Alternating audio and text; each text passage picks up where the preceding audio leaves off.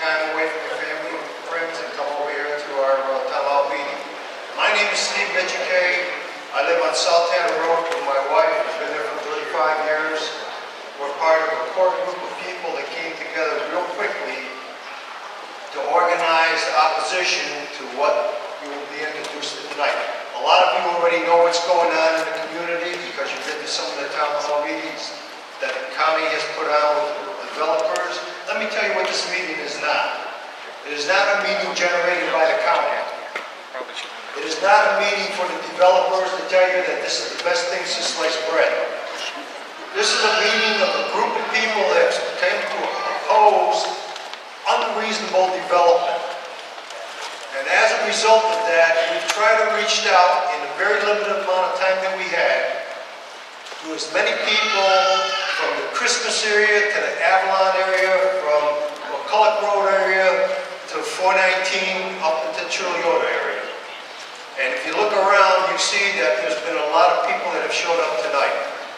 And so we're going to tell you a little bit about some of the things that are happening, what the developers and the landowners are proposing. We're not going to confuse you with a lot of terminologies that are from the legal standpoint.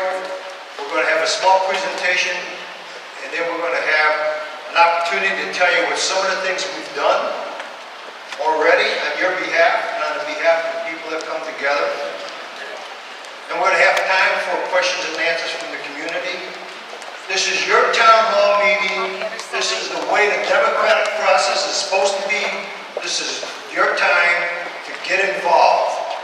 So with that, I'm going to tell you that there is a group of people out here, you've seen them around in some of the red shirts. They're the steering committee. Can they stand up? If you look around, there's 20, 25 of us that have come together and have spent a lot of time and energy and some of our money to put up the signs you see, to do the flyers, the websites, and all the other things that we'll talk about very briefly.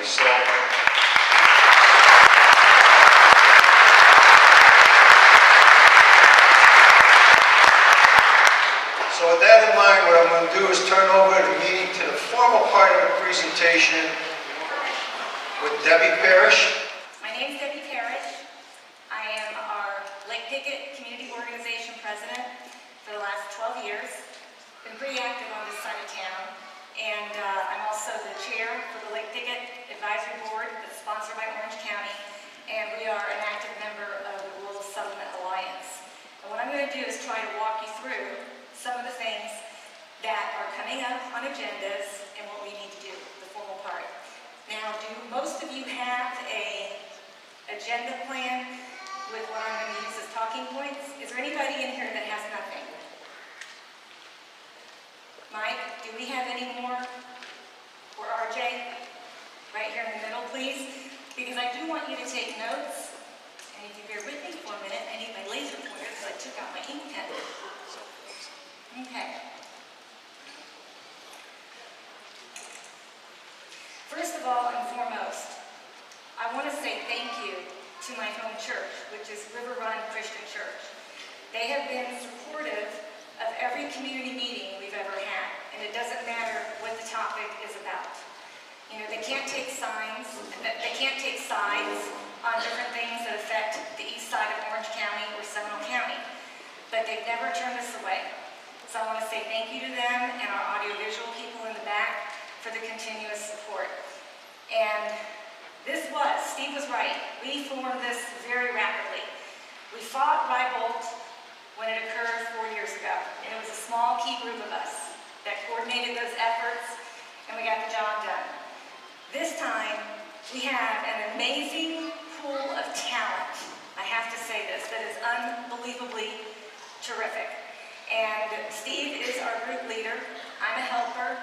We have 2 friends from Seminole County that's helping guide people through the process, Jay Zembauer and Deborah Schaefer as well. How many in the room, if you would raise your hand, have not already been to a community meeting?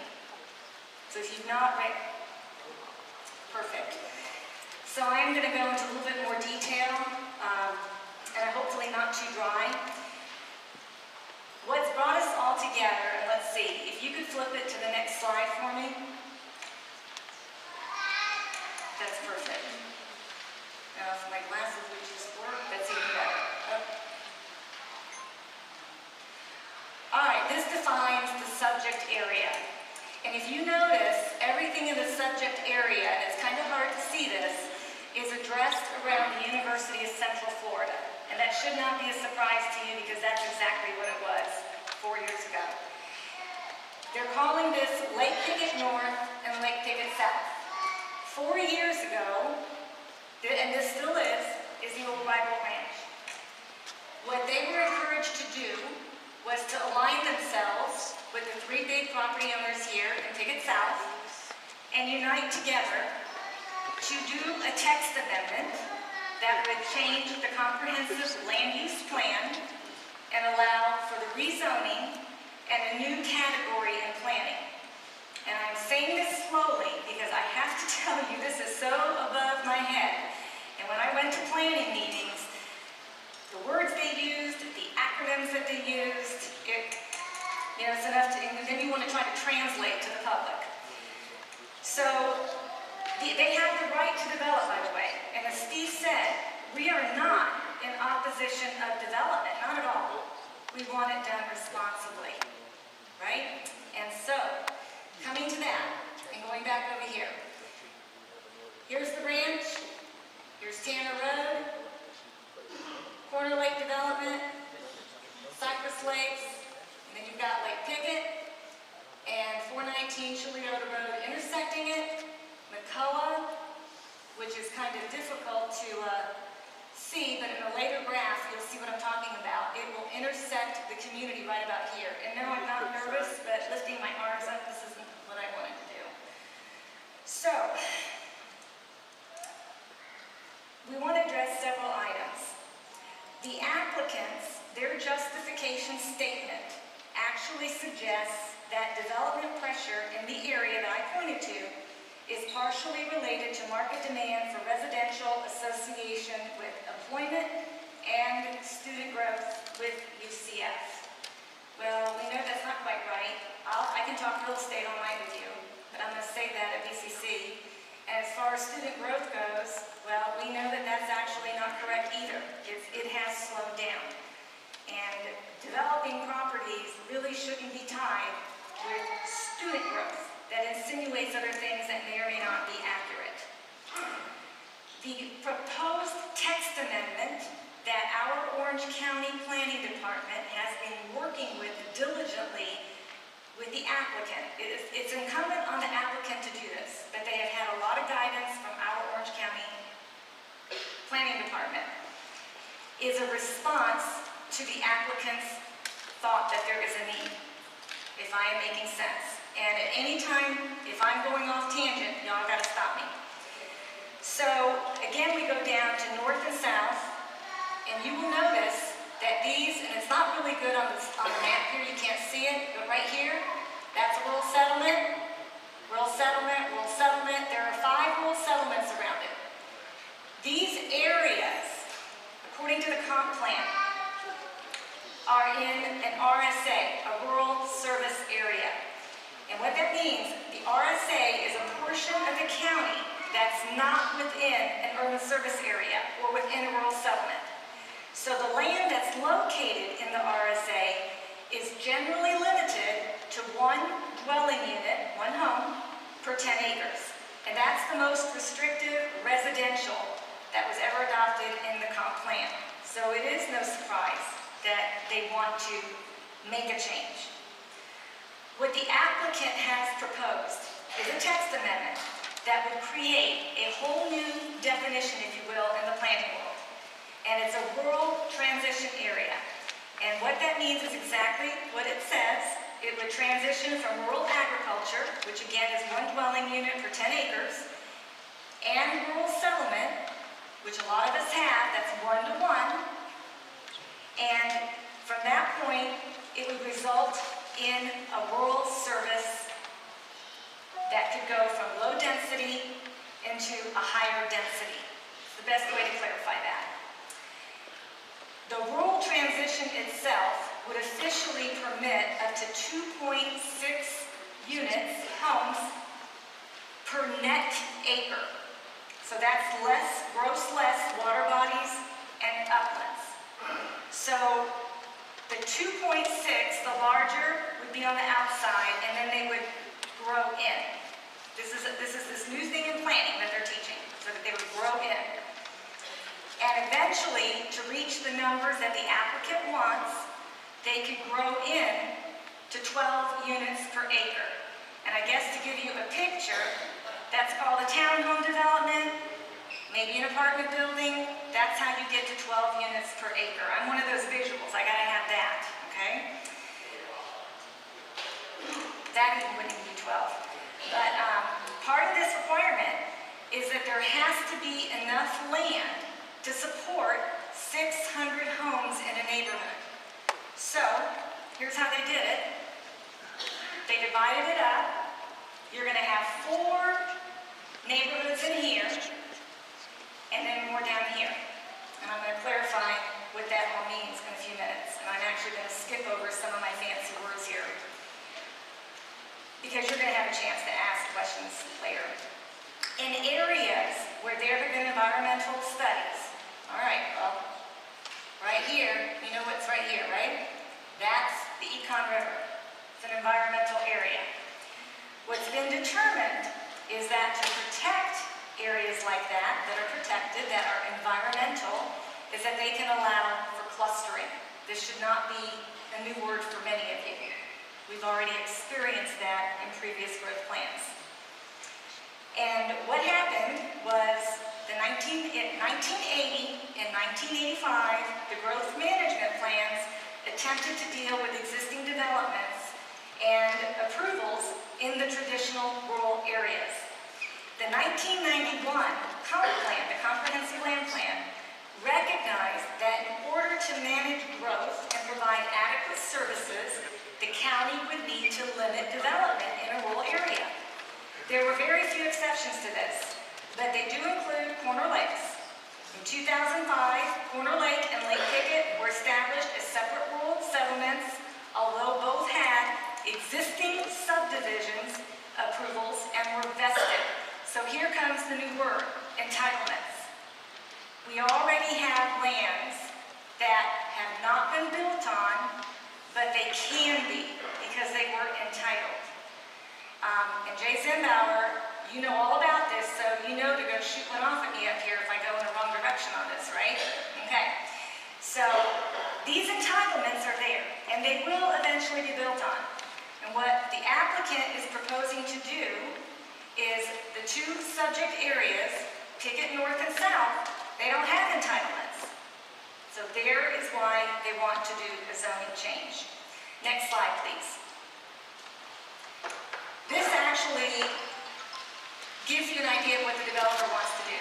If you were, and I'll go over the locations again in a minute, but Lake Pickett North, which would be north of Lake Pickett Road, Lennar is under contract to purchase this, but it is subject to the text amendment passing, the BCC voting in favor of it, and the BCC voting in favor for the zoning change for all Lake Pickett North and South, 2 votes.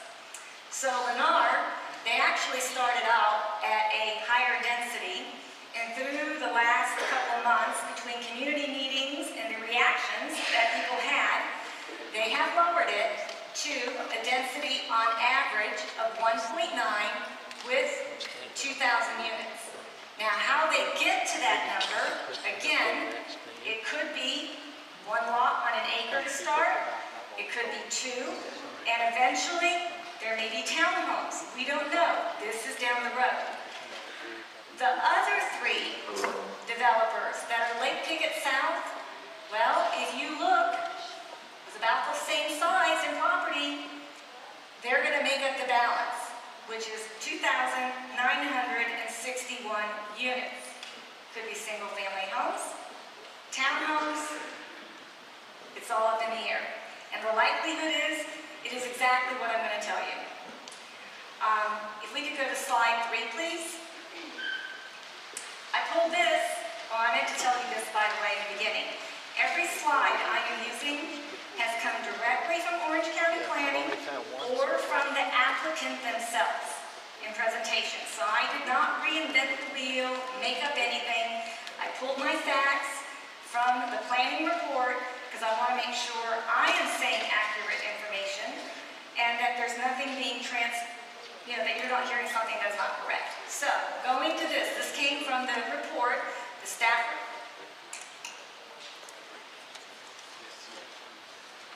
Perfect. The staff report that will be turned in to the LPA. And we'll go over that in a minute. The staff report had a lot of requirements in it.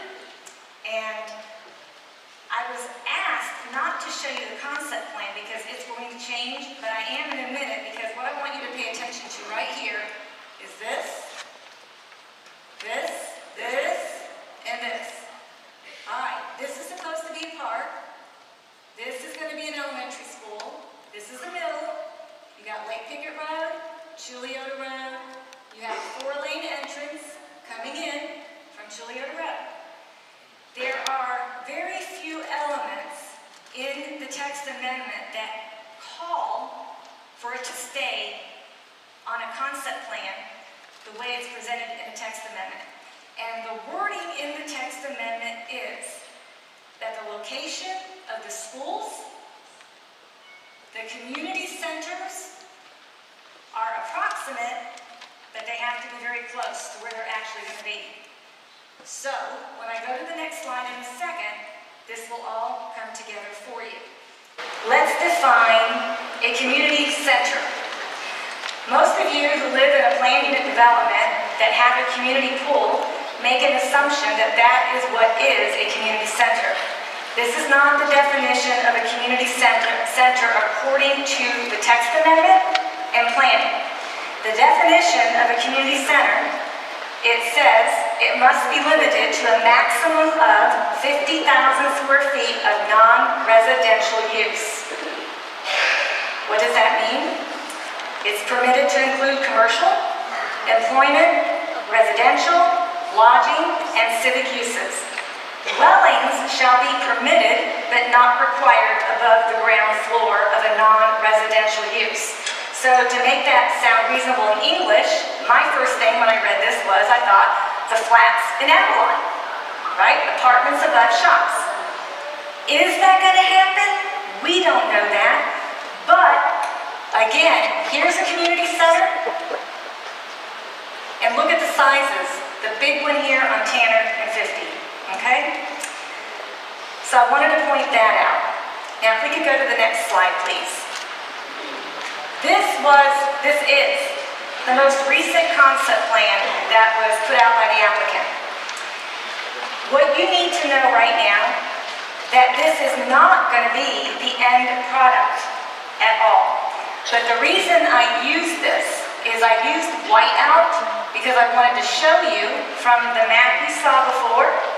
I wanted to put it on a concept plan, again, to illustrate where these community centers are.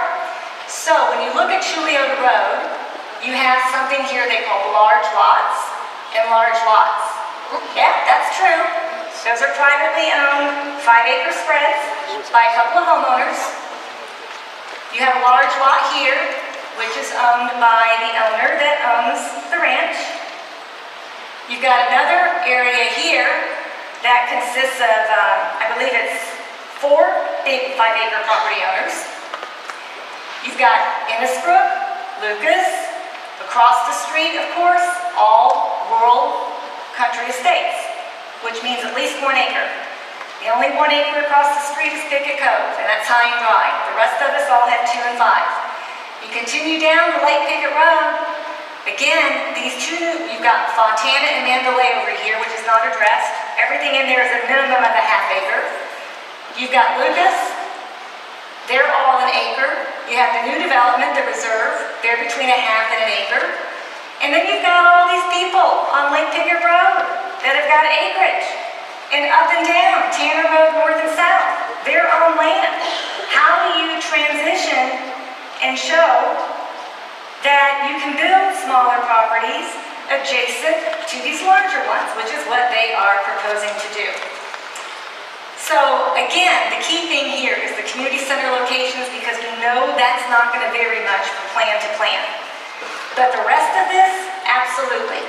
One of my big gripes I had, and I threw it at Lennar, is with Lennar being responsible only for this. How can they put their stamp on this when no one knows what's going to happen in either one of the developments? The colors are misleading and confusing. And it makes people who, like, I'm going to throw it out there, my husband, who's a very smart man, took a look at it and went, oh, there's no O about it. So I wanted to use that to show you. If we could flip to the next one, please. This actually, again, comes straight out of the text amendment from planning. This is the way the process is going to work. Core policies will be established at the transmittal hearing at the BCC on March 11th. The core policies have everything to do with the text amendment. I think it's like 39 pages. If you haven't read it yet, I have saved it as a PDF and I'm happy to email it to you. I would like to tell you it will put you to sleep at night, but what it will do is make you crazy going through it. So that will all be determined right here. Now there'll be 2 votes that day. One will be, and the first vote will be, and the attorney has verified this for Orange County, will be if the text amendment language is sufficient to approve. And if it is, and they say yes, they go on to the second vote. The second vote will be, well, it's already on, for the rezone of all 4 properties at one time. Okay? If the text amendment fails at BCC, we're done. If the BCC decides to move it forward, your next phase is right here, and it's the adoption phase. You'll see I marked out June, because that would have been the date had it been on time.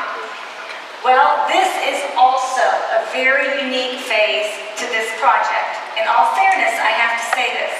They have tightened things up so hard and strong with the developers that in this phase, if it moves forward to this, it's going to be required that the planning department and the community meet with the developers to iron out buffering plan that makes us a little more happier, if you will. So when we were at the planning meeting, I asked the question. I said, well, what happens if we don't come to a meeting of the minds? What happens? And I was answered and told, then the BCC decides exactly how they want it to look. Okay? So moving on, well, again, we're looking like it probably August, and that's if it makes it past here. I don't know. Next slide, please. Important dates. Now, you have packets. In your packets, we have this printed. Orange County is doing, they're only required to do 3 community meetings, but because the core group that stood up has raised so much cane and has been intelligent about what they said and did, they know that they have a lot of opposition out here. So they are going to have a 4th community meeting on Thursday, February 13th at 6 at Corner Lakes Middle.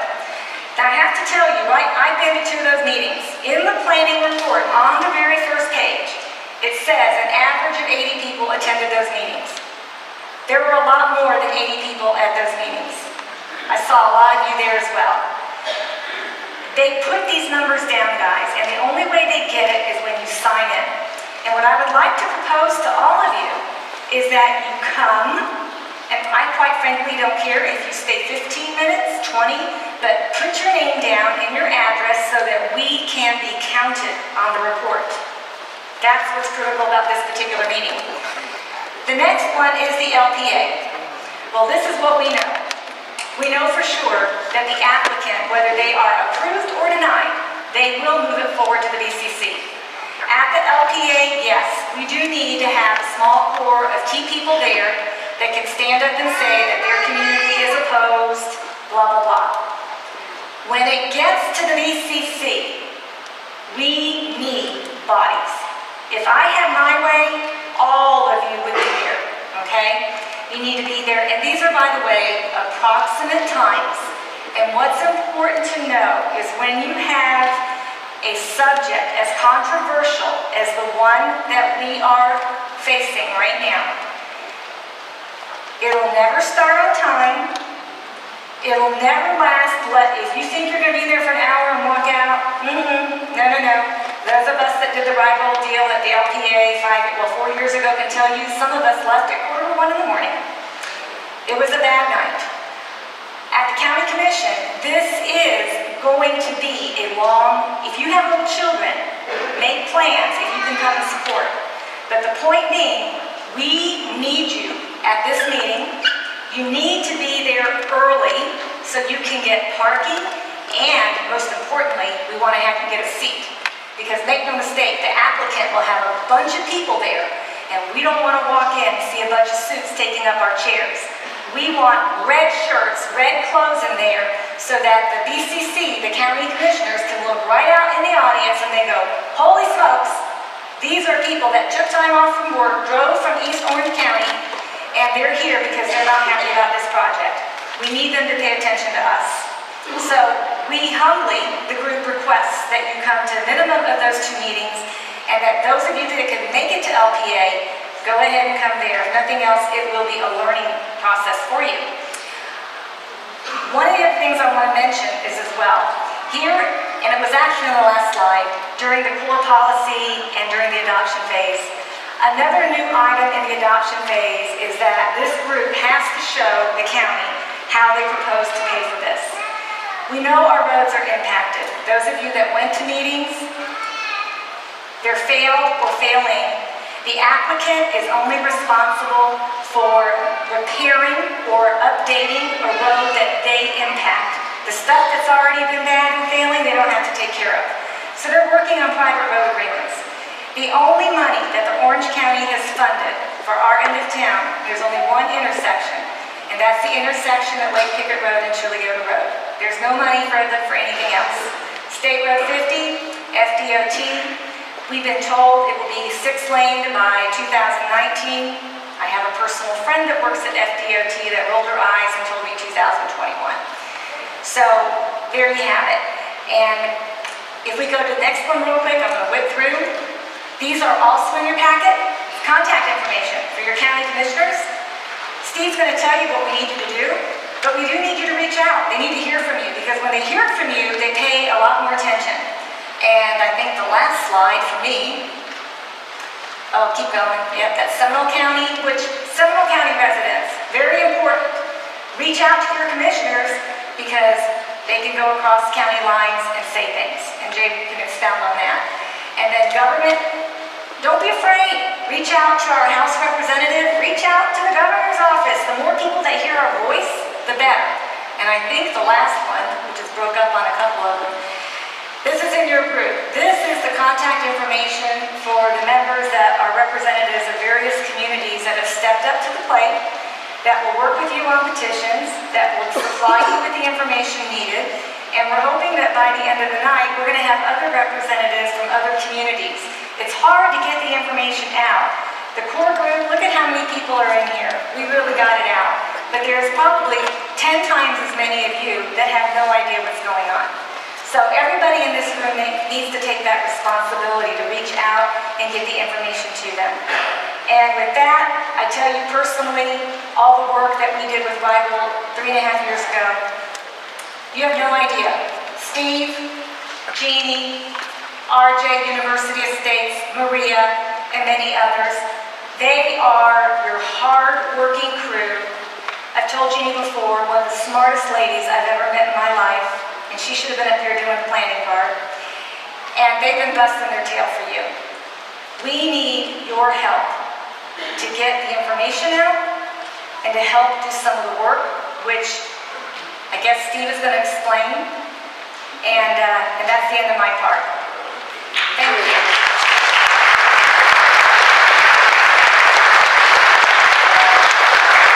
So our job is to drive you to accomplishment. And so we'll have questions and answers. You can ask your heart's content. We'll have some people out here that help you answer some of the questions that you have. What you heard Debbie say, and she did a great job in the presentation, boils down to this.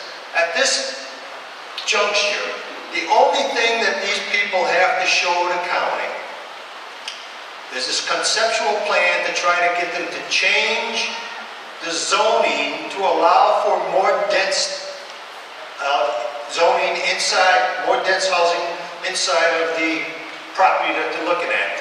This change in the amendment that they're talking about is going to infect all of the county, just not this area that we're talking about, because the zoning change will allow them to go into agricultural areas and to make those changes that allow them to put their apartments in and their density, because we all know that what is this being driven by?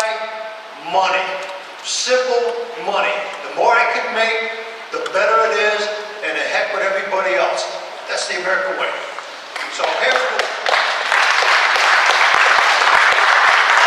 again, we want responsible development. Currently, this area is zoned for one home for every 10 acres. I don't mind having a ranchette in front of my property with a little pony and a little child running around, but I darn sure upset if I have a 3-story apartment house sitting up there with 20,000 people in that apartment that don't live there anymore. So, what have we accomplished? The group that has already come together, and some of your neighbors, have already accomplished a few things. One of them is, we've got a wonderful website. And in that website, everything you see, we are trying to drive the buttons that we have, the petitions that we have, everything we're asking you to do is to drive into that website so you get more information, so that you'll have the facts before you, but more importantly, it gives you some opportunities to do some work. Because we are not going to accomplish a darn thing in this community if after the meeting you go home and say, you know, it wasn't a bad meeting, but you don't do a thing after that. So, we've got signs up. We've donated money to buy those signs and buttons and the petitions that are already out there. We have met with some of the county commissioners. By no means are we done, and no means why you should not be involved in helping us. We are talking with legislators about this issue here, because in the end, what they're doing, what they're asking, is to move the rural boundary from the East Con River east of 419. And then when it's after 419, what is it, Bithlo, and then Christmas, and forget about rural living in the county. And I don't think that most of us out here want that to happen.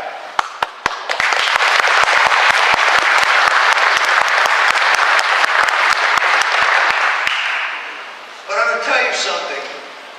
It is important that you become involved, that your neighbors become involved, that your friends become involved. This is your community. It's not just mine or Debbie's or the people that have sat out here and given up their time already. This is your community.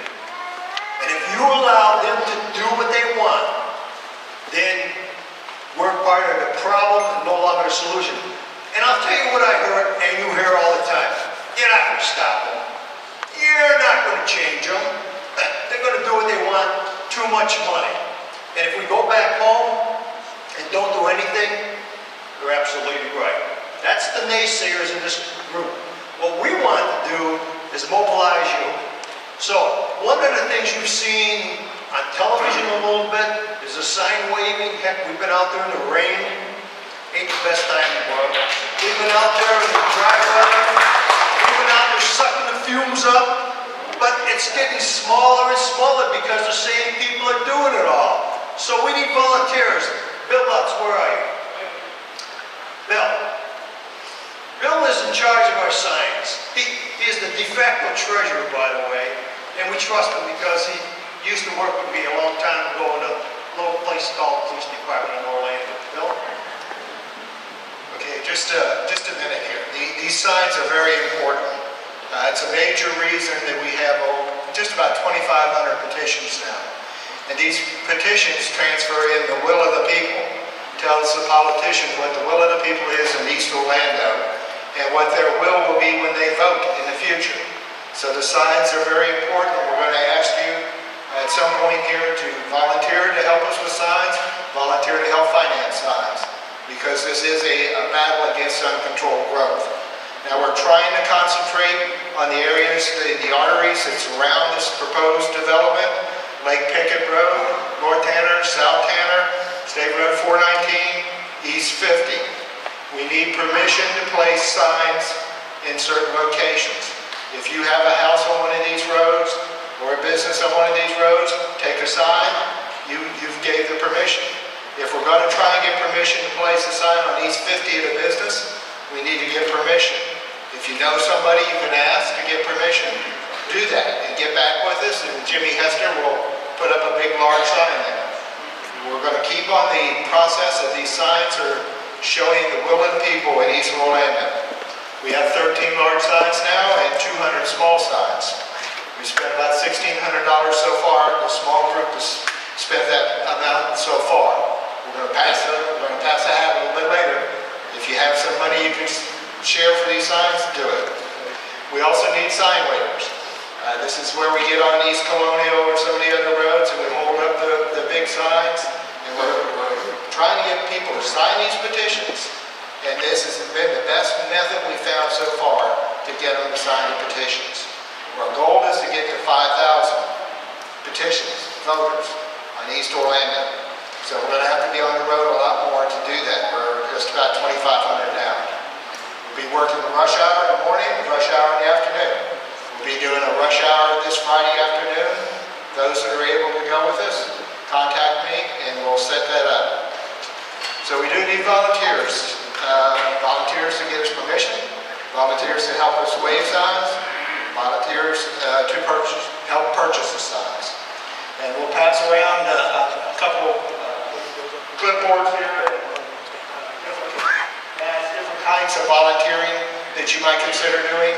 We'll pass them around, and if you have the time, please do. All right, Steve?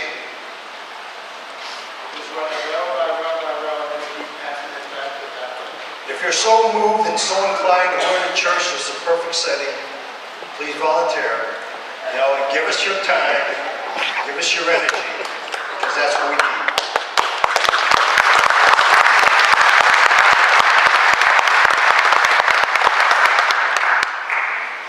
We're going to open up for questions and answers because a number of you have not been to any of these meetings before, and for a period of time,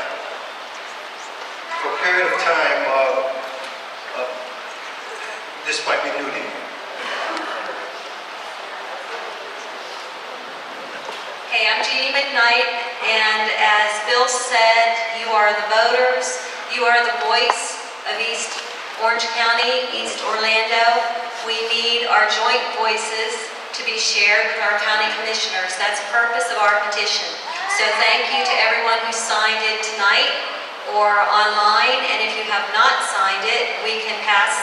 I believe they're still going through the audience, but just so you know, this is a very factual petition. It's void of emotion. It's void of opinion. So it is the letter, and I'm just going to read it.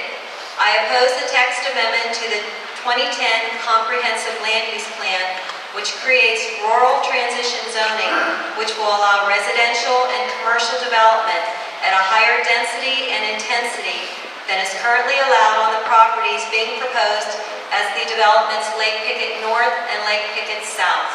So as I said, it's very factual, void of emotion, void of opinion. So if you've had any questions about signing it, I just wanted you to know that. You can share it. We've got links on Facebook. We've got links on our website. If you can share all of that with everyone on your Facebook, on your text messages, send out emails to everyone in your email base, and we can get a whole lot more petitions signed. So thank you to everyone who signed it so far.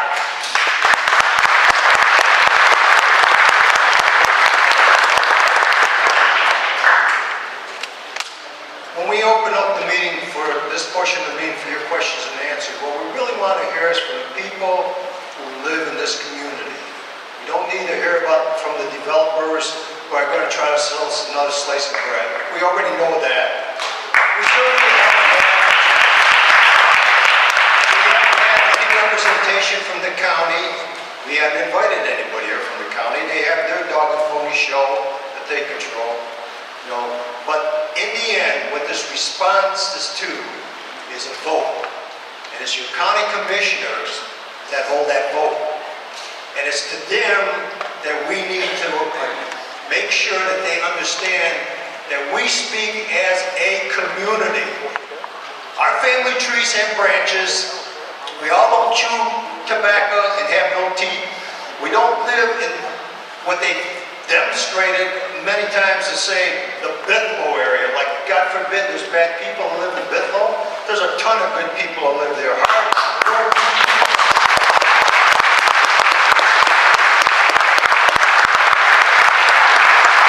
I'm proud to live on the east side, and most of you are too, or you wouldn't be here.